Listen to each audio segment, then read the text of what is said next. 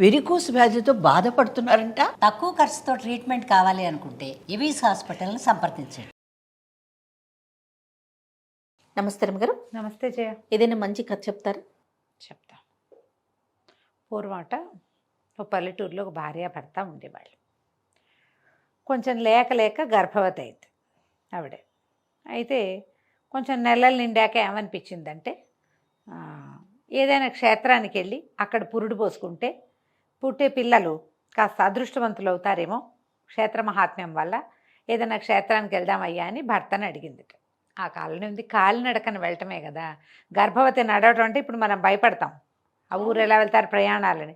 ఆ కాలం అది కాదు, భగవంతుడు ఏది తెలిస్తే అది అవుతుంది అని చెప్పి క్షేత్రానికి 9వ నెల పడుతుండగా బయలుదేరారు. ఓయ్. వెళ్ళగా ఒక అడవిలో ఒక సిద్ధుడి ఆశ్రమానికి చేరారు. చేరితే ఆ పూట రాత్రి అక్కడ విశ్రాంతి తీసుకున్నారు. మామూలుగా అప్పటి కాలం ఎలాంటిది చేయ, ఈ దారైపోయే వాళ్ళు ఎవరైనా వస్తే కాస్త అరుగు మీద పడుకోవడానికి ఆసరా ఇచ్చేవాళ్ళు, అన్నం పెట్టేవాళ్ళు. అసలు వ్యతిరేకంగా జరిగేదే కాదు జయ. అన్నం పుట్టదన్న భయం ఉండేది కాదు. ఆ కాలమే అలాంటిది, బంగారు రోజులు. ఇప్పుడు నేనేనని మనమేనని చెప్పుకోవడానికి ఆధార్ కార్డు చూపించాల్సి వస్తుంది. అప్పుడు పద్ధతే కాదు అసలు. అయితే ఆ సిద్ధాశ్రమంలో పడుకున్నారు భార్య భర్త. ఒక పంచాన్ని ఇక్కడ పడుకోండి ఆయన అంటే, ఆ అమ్మాయి బాగా అలసిపోయింది, పగలల్లా నడిచింది, ఆవిడ మంచి గాఢంగా నిద్రపోతుంది. భర్తకు పెద్దగా నిద్ర పట్ల. ఆయన అటు ఇటు కదులుతుంటే అవతల సిద్ధుడు ఆయన శిష్యుడు మాట్లాడుకుంటున్నారట. శిష్యుడు అడిగేట, ఈ మనిషికి ఏం బిడ్డ పుడుతుంది గురువుగారు అని అడిగితే ఆయన అన్నట్ట, ఆడపిల్ల పుడుతుంది, కానీ ఈ మనిషి బతకదు పాపం, పురుట్లోనే తల్లి చనిపోతుంది. ఆ బిడ్డ కూడా, ఆ పుట్టిన బిడ్డ పెద్దదయ్యాక కొడుకుని అమ్ముకుంటుంది, అలాంటి జాతకంతో పుట్టబోతోంది ఆమె కూతురు అన్నాడు. ఓ, కాంతపోయాడు ఈ కడుపుతో ఉన్న ఆవిడ తండ్రి భర్త. ఇదేమిటి, లేక నాకు పిల్ల పుడుతుంటే అది పుట్టంగానే పెళ్ళాన్ని చచ్చిపోవటం ఏమిటి, ఆ పుట్టిన పిల్ల తనకు పుట్టిన బిడ్డను అమ్ముకోవటం ఏమిటి, అట్లా కనపడింది సిద్ధుడికి. అయ్యో నా కర్మ అనుకున్నాడు. ఆయనకేం చేయాలో తెలియదు. పొద్దున్నే లేచారు భార్య భర్త. ఏదో వాళ్ళు పెట్టింది ఏదో అంత తిని ఒక ఆయా కసురు ఇస్తే అది మూట కట్టుకుని నడుచుకుంటూ పోయారు. పై ఊరు చేరాక ఆవిడ ఇంకా క్షేత్రానికి చేరముందే పురుడు వచ్చేసింది. ఆ చూలాలికి పాపం వచ్చేసింది. ఆడపిల్ల పుట్టింది. పిల్ల పుట్టిన గంట తిరిగేసరికి తల్లి కాస్త మరణించింది. ఏం తెల్లబోయాడు తండ్రి. అయ్యో బాబోయ్, సిద్ధుడు చెప్పిన 2 వాక్యాల్లో ఓ వాక్యం నిజమైంది, 2వ వాక్యం నిజమవుతుంది. ఒక తల్లి తనకు పుట్టిన బిడ్డని అమ్ముకోవటం కంటే దౌర్భాగ్యమైంది ఇంకోటి ఉందా, నా కూతురికి ఆ గతి పట్టకూడదు అని చెప్పి ఏమనుకున్నాడు, అక్కడి నుంచి తన పిల్ల ఆ భార్యను అక్కడే మట్టి చేసేసి చంటి బిడ్డను ఎత్తుకుని తీసుకుపోయి తన ఊరికి అవతలగా ఉన్న ఒక అడవిలో ఒక పెద్ద ఇల్లు కట్టించాడు. అది ఎట్టా కట్టాడు, కింద నుంచి పై దాకా గోడలే ఉండి పైన ఉంటుంది ఇల్లు, దిగడానికి వీలు లేదు, ఒక చుట్టిల్లు, అది దుర్గంలాగా కట్టించాడు. ఈ పిల్లని ఒక దాదితో సహా అక్కడ పెట్టాడు. ఆ పిల్ల నాన్న దాది తప్పిస్తే 3వ మొహం ఎరక్కండా పెరిగింది. దాని కిందకి ఎప్పుడూ రానివ్వల, అది ఎప్పుడు ఆ దుర్గంలోనే ఉండేది. పిల్ల పేరు రూపరాణి.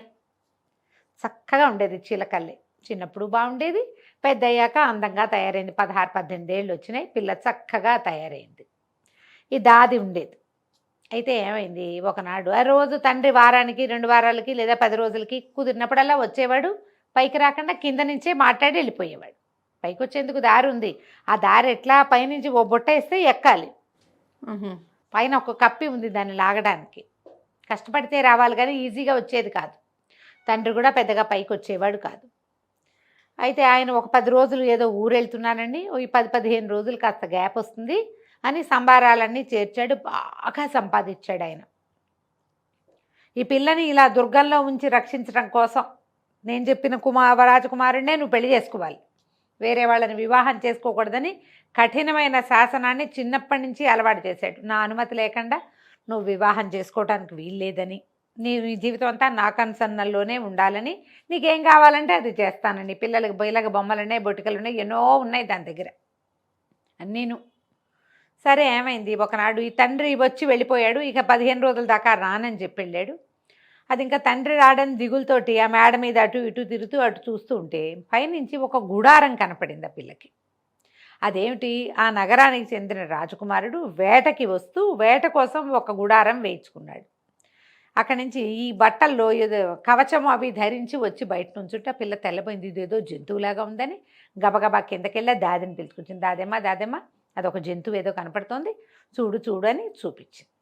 చూపిస్తే ఆవిడ చూసి, అయ్యో జంతువు కాదే అమ్మాయి, మనిషేను, మనలాంటి వాడే, ఎంచక్కా ఉన్నాడు రాకుమారుడు, ఇట్లా శిరస్నానము అవి వేసుకుంటే జంతువు అనుకుంటాను, కొత్త జంతువు కాదు అనేసరికి అప్పుడు నువ్వు అదేదో కథలో చెప్పావు, ఆ రాజకుమారుడు అంటే రాజకుమారుల రాజకుమార్తెలు దయ్యాలు భూతాలు రాక్షసుల కథలు ఎన్ని విన్నదో, మరి దాది తనే ఇద్దరే ఉండేది. అదేలే. కథో కాలక్షేపములు అయితే రోజు గడవద్దు, కథలు విన్నది. ఓహో రాజకుమారుడు అనేసరికి వారి మీద ఆసక్తి వచ్చింది పిల్లకి. కాసేపు అయ్యాక చూస్తే అతను ఆ వేసుకున్న శిరస్నానము ఆ కవచాన్ని విప్పేసి తేలికపాటి బట్టల్లో అటు ఇటు తిరుగుతూ యాక్టివ్గా కనపడుతుంటే ఇక వాడికేసి అదే పనిగా చూడడం మొదలుపెట్టింది. వాడు ఎలా కదిలినా దీనికి నచ్చుతున్నట్టే ఉంది. 2 పూటలు గడిచేసరికల్లా ఈ అబ్బాయికి ఎవరో తనని చూస్తున్నారని తెలిసింది. ఎవరా అని చూసుకుని మెల్లిమెల్లిగా దీని దగ్గరికి వచ్చేసాడు. కింద నుంచి కబుర్లు మొదలుపెట్టాడు. ఆ అబ్బాయి బాగున్నాడు, రాకుమార్తె పిల్ల బాగుంది, 16-18 ఏళ్ల పిల్ల, అతనికో 20 ఏళ్ల వాడు. ఇద్దరు కబుర్లు చెప్పుకునేవాళ్ళు. రోజు వచ్చాడు. 15 రోజులు గడిచినాయి. 15 రోజుల తర్వాత నాన్న వచ్చాడు, కానీ మళ్ళీ 2 రోజుల పైక మళ్ళీ రాకుమారుడు పోయినవాడు మళ్ళీ వచ్చేసాడు. ఇక కింద నుంచి కబుర్లు చెప్పేవాడు. తర్వాత ఎప్పుడు నన్ను కిందే ఉంచుతున్నావు, నన్ను పైకి రాని అని బాగా అడగ్గా తండ్రి ఏమంటాడో నేను భయపడుతూనే అతనికి నిచ్చెనేసి పైకి రప్పించింది. ఒక వయసులో ఉన్న పిల్లవాడు ఒక దగ్గర ఉంటే ఎన్ని రకాలు జరగచ్చు. అయితే ఈ దాదికి భయంగా ఉంది, కానీ వాళ్ళిద్దరి మధ్య ఉన్న ప్రేమ ఆపేక్ష, తర్వాత ఈ పిల్లలిద్దరు పక్కపక్కన నిలబడితే ఎంత చక్కగా చూడు చక్కని జంటలా ఉండేసరికి ఆవిడ వీళ్ళ గాంధర్వ వివాహానికి ఆవిడేం అడ్డం చెప్పలే. ఆ అబ్బాయి వచ్చినప్పుడల్లా 2 రోజులు ఈ పిల్లతో గడిపి వెళ్ళిపోయేవాడు. వచ్చేవాడు 2 రోజులు 3 రోజులు ఉండేవాడు, కులాసాగా కాలక్షేపం చేసేవాళ్ళు. ఆ అబ్బాయి వెళ్ళిపోయేవాడు, ఈ పిల్ల ఉండేది. 5-6 నెలలు గడిచేసరికల్లా గర్భవతి అయింది పాప, రాకుమార్తె ఈ అమ్మాయి రూపరాణి. తండ్రి ఎప్పుడు కింద నుంచి మాట్లాడేవాడు కాబట్టి పిల్ల గర్భవతి అయిందనే విషయం అతనికి తెలియలే. 8-10 నెలలు గడిచినాయి. ఒకనాడు పురుడొచ్చింది. లక్షణమైన మగపిల్లాడు పుట్టాడు. తండ్రి 10 రోజులకి వారానికి వస్తున్నాడు, కానీ ఈ రాజకుమారుడు వచ్చినప్పుడల్లా ఏం చేసేవాడు, రకరకాల బంగారు వస్తువులు తెచ్చి పిల్లకి కానుక పెట్టేవాడు. చెవులు తలలో పెట్టుకునేవి, చెవులకు పెట్టుకునేవి, మెళ్ళలో వేసుకునేవి. ఎన్ని బంగారు వస్తువులో పెట్టి నిండి ఉంది ఆ వస్తువులతోటి. ఈ తండ్రికి తెలిస్తే ఆయన చాలా గట్టిగా చెప్పున్నాడు కదా వివాహం చేసుకోవడానికి వీల్లేదని. ఏమంటాడో అని భయపడి పిల్లాన్ని దాటించేద్దాం అనుకుంది అమ్మాయి. ఈ దాటించడం వల్ల ఇప్పుడు తండ్రి కిందే ఉంటాడు, కానీ ఆ టైంకి చంటిబిడ్డ ఏడ్చాడు అనుకో తెలిసిపోదు. అందుకని ఈ 12-14 రోజుల పసిగుడ్డుని ఎలాగైనా దాటించాలంటే దాది అమ్మాయి కలిసి రూపరాణి కలిసి ఆలోచించారు. ఈవిడేం చేసింది, బజార్ వెళ్ళి అక్కడి నుంచి దిగి వెళ్తుంది, ఊళ్ళోకి వెళ్తూ ఉంటుంది. ఒక పువ్వుల బుట్ట కొనుక్కొచ్చింది. ఆ బుట్టలో అడుగున పువ్వులు పెట్టి, అడుగు నుంచి పువ్వులు, పిల్లాన్ని చక్కగా కడుపు నిండా పాలిచ్చి 2-3 గంటల దాకా లేవకుండా ఉండేలాగా మరి మంచి వస్త్రంలో చుట్టి వాడిని దాని మీద పెట్టి చుట్టూతా ఈ అమ్మాయికి రాజకుమారుడు ఇచ్చాడుగా మంచి మంచి వస్తువులు, కొన్ని వస్తువులు పేర్చారు. మళ్ళీ పైన కొంచెం బట్ట అడ్డం వేసి దాని మీద పువ్వులు పేర్చేశారు. పిల్లాడి గాలి అడుతోందో లేదో చూసుకుని ఆ బుట్ట పుచ్చుకుని రాజకుమారుడి మందిరానికి వెళ్ళిపోయింది దాది. రాణిగారికి పువ్వులు అమ్మడానికి వచ్చాను, ఈ బుట్ట 2 వరహాలకు అమ్ముతానంది. వేరే రకంగా బుట్ట వెళ్ళదు, అమ్ముతామంటేనే వెళ్తుంది. అమ్ముతామనేసరికల్లా సరే రాణిగారి తెలికత్తి చూసి ఇంత బుట్టడి పూలు 2 వరహాలకైనా అని 2 వరహాలు రాణిగారితో చెప్పి ఆవిడ దగ్గర నుంచి 2 వరహాలు తెచ్చి ముసలమ్మ చేతిలో పెట్టి బుట్ట పుచ్చుకుని లోపల తీసుకుపోయింది. రాణిగారు ఓయమ్మ బరువుందే, బోళ్ళు పువ్వులు ఉన్నాయని పువ్వులు ఒకటి తీసింది పైన ఉన్నవి. తీసేసరికల్లా ఏముంది, లోపల జిగేలమంటూ కనపడ్డాడు చంటి పిల్లవాడు. ఎంత ముద్దుగా ఉన్నాడో, 11-12 రోజులు పసిబిడ్డ ముద్దుగా ఉండడు. ఈ లోపల సాయంకాలం అయ్యేసరికి రాజుగారు కూడా వచ్చి ఇదెవరి బిడ్డ, ఎక్కడి నుంచి వచ్చింది ఏమిటి అంటే, ఎవరో బిడ్డను అమ్మారు 2 వరహాలకి. ఆ ముసలం మీదంటే ఎట్లా వచ్చిందో ఎట్లా పోయిందో. ఈ పిల్లాడు ఇది రాజు రాణి మాట్లాడుకుంటుంటే మందిరంలో అందరూ చెప్పుకుంటున్నారు. తెల్లవారేసరికి రాజకుమారుడు వచ్చి చూశాడు, తన కొడుకేనని గుర్తుపట్టేశాడు. చెప్పాలో వద్దో తెలియలే. రాజకుమారుడికి కూడా ఏంటంటే రూపరాణికేమో తండ్రికి తను చెప్పిన సంబంధమే చేసుకోవాలని పట్టుదల. ఇక్కడ రాజుగారికి ఏమో అద్భుతమైన ఒక రాజకుమార్తెను తెచ్చి తన కొడుకిచ్చి పెళ్లి చేయాలని కోరిక. ఆయన రాజకుమార్తెలను వెతుకుతున్నాడు. అడవిలో ఎక్కడో దుర్గంలో ఉన్న ఒక సామాన్యపు పిల్లని చేసుకున్నానంటే తండ్రి ఒప్పడు, ఆ పెళ్లికి ఒప్పుకోడు ఆయన. అందుకని రాకుమారుడు కూడా చెప్పాల. సరేలే కానీ ఎలాగూ పిల్లాడు అమ్మా నాన్న దగ్గరే పెరుగుతున్నాడు, నాతో పాటే వాడు కూడా ఇక్కడే ఉంటాడని అబ్బాయి మాట్లాడకుండా ఊరుకున్నాడు. ఈ రోజులు గడిచే కొందుకి ఈ చంటి పిల్లాడు మరి తల్లి స్పర్శ లేకో ఏమో తెగేడ్చేవాడు.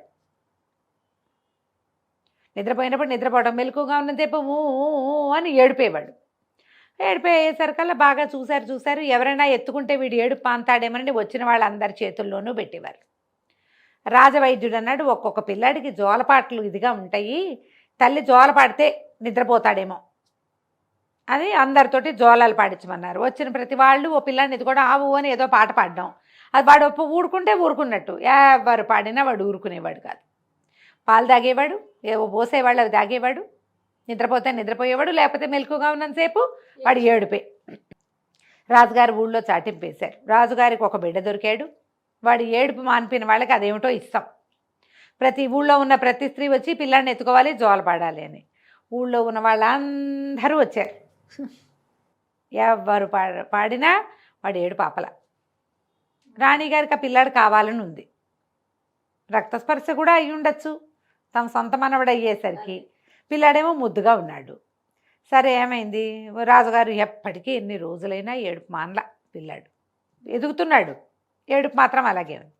అయితే సైనికులను పిలిచి అడిగాడు, ఊళ్ళో వాళ్ళ ఆడవాళ్ళంతా అయిపోయారండి, అందరూ అయిపోయారండి, నగరానికి దూరంగా ఉన్న అడవిలో ఒక దుర్గం ఉంది, అందులో ఒక పిల్ల ఉంది, ఆ అమ్మాయి తప్ప అందరూ వచ్చారు అనేసరికి, ఆ పిల్ల ఎందుకు రాదు, ఆ పిల్లని తీసుకురండి అన్నాడు రాజు. అనేసరికి కాదండి, అమ్మాయి తండ్రి ఒప్పుకోడు, తండ్రి బయటికి రానివాడు ఆ పిల్లని, అందుకే దుర్గం కట్టాడంటే ఆ తండ్రిని పట్టుకురండి అన్నారు. తండ్రిని తీసుకొచ్చారు. తండ్రిని తీసుకొస్తే ఈయన అన్నాడు, అబ్బాయి కాదండి, మా పిల్లని తేవటానికి కుదరదు, మా పిల్ల పెళ్లి కాని పిల్ల, అదేం పాట పాడుతుంది, దానికేం జోల పాటలు వస్తాయి అన్నాడు. అనేసరికి పెళ్లి కాకపోయినా సరే ఆడపిల్ల అన్నదల్లా రావాల్సిందే, తల్లి అయ్యే వయసు ఉంటే చాలంటే 14 ఏళ్ళు ఉంటే చాలు, మీ పిల్లకి 18 ఏళ్ళు ఉన్నాయి కదా, మీ పిల్లని రప్పించండి అన్నారు. అనేసరికి ఇంకేం చేస్తాడు ఈయన, రాజుగారి శిక్షకి భయపడి పిల్లని పైనుంచి దించాడు దుర్గంలో నుంచి. ఆ అమ్మాయి ఇచ్చింది, దాదిని వెంబడి పెట్టుకుంది, పిల్లాడిని ఎత్తుకుని జో కొడుతూ పాట పాడుతోంది. నీ తల్లి దురదృష్టవంతురాలు, నీ తండ్రి మంచివాడు, మహారాజు గారు నిన్ను పెంచుకుంటారు, నా తండ్రి నిద్రపో నాన్న అని పాడింది. పాడేసరికల్లా పిల్లాడి చుట్టుకుని నిద్రపోయాడు. పాట అయ్యేసరికి రాజుగారు ఆశ్చర్యపోయాడు. ఎవ్వరి చేతిలోకి వెళ్ళినా ఏడు పాపని పిల్లవాడు నీ చేతిలో పడంటే వీడు నీ బిడ్డే. వైద్యుడు కూడా కన్ఫర్మ్ చేశాడు. ఓహో, మా స్పర్శకి వాడు ప్యాసిఫై అయిపోయాడు పిల్లవాడు. చెప్పమ్మా, ఎందుకు పిల్లాడిని నమ్ముకున్నావు, ఎందుకు పిల్లాడిని నమ్మావు, 2 వరహాలకు ఎందుకు అమ్మావు అంటే పిల్ల కళ్ళనీళ్ళు పెట్టుకుంది కానీ ఏం మాట్లాడలే, రాజకుమారుడి వైపుకి చూస్తుంటే ఆయనకు అర్థం కాల. చెప్పని ఎంత అడిగినా చెప్పలే. అమ్మాయి ఏడుస్తూ ఆ రాజకుమారుడి వైపు చూసేసరికల్లా రాజకుమారుడు ఇంకా ఆగలేక, క్షమించండి, ఈ అమ్మాయి నా భార్య, ఆ పిల్లవాడు నా కొడుకు, ఆ దుర్గంలో ఉంది, నేను అక్కడ ఆమెను ప్రేమించాను, మీరు ఒప్పుకోరని నా వివాహం సంగతి చెప్పలేదు, పిల్లాడిని అక్కడ పెంచడం కష్టమని రాజమందిరానికి చేరేసింది అని చెప్పి. పిల్ల తండ్రి కూడా నిర్ఘాంతపోయాడు. పిల్ల పరిగెత్తుకుంటూ వెళ్ళి తండ్రి కాళ్ళ మీద పడింది, నన్ను క్షమించు, నువ్వు ఎంత చెప్పినా నేను వినలేకపోయాను, ప్రేమాత్సయం నా కళ్ళు మూసేసింది, నా పిల్లాడిని నమ్ముకునే స్థితికి వచ్చాను నేను, ఈ 4 రోజుల నుంచి వీడు ఏడ్చిన వాడు ఏడ్చినట్టే ఉన్నాడు, నా తప్పుకి నా బిడ్డ శిక్ష అనుభవించాడు అనేసరికి ఆయన చాలా దుఃఖపడ్డాడు. కాదమ్మా, నీ తప్పు కాదు, ఇది నాది తప్పు, ఈ పరిస్థితి వస్తుందని నాకు తెలుసు, సిద్ధుడు మహానుభావుడు ముందే చెప్పాడు, ఆయన మాట అబద్ధం చేయటానికి ఇంత ప్రయత్నం చేసినా ఆయన మాట అబద్ధం కాలేదు, ఎత్తుకో నీ పిల్లవాడిని, నీ భర్తతోటి నువ్వు ముందుగానే నీ వివాహం అయిపోయింది, పిల్ల తల్లికి ఇంకెప్పుడు పెళ్లి చేసేదేముంది, ఈవిడే రాజుగారు రాణిగారి కోడలు అని ప్రకటిస్తే సరిపోతుంది. రాజుగారు ప్రకటించేశారు, రాజుగారి కోడలు దొరికిందని, యువరాజుకి ఇంకా వివాహ ప్రయత్నం చేయమని, వివాహం అయిపోయిందని, నిన్నటి దాకా ఏడ్చిన చంటి బిడ్డే రేపు కాబోయే యువరాజని ప్రకటించారు. తర్వాత లోపల మందిరంలో వాళ్ళ శాస్త్రోక్తంగా శాంతి కళ్యాణం జరిపించి ఆ అమ్మాయిని రూపరాణిని ఆ దుర్గంలో నుంచి దింపేసి ఇక రాజుగారి మందిరంలోకి పూర్తిగా ప్రవేశపెట్టారు. కథ కంచికి మనం ఇంటికి. చాలా బాగుందండి. నమస్తే. నమస్తే.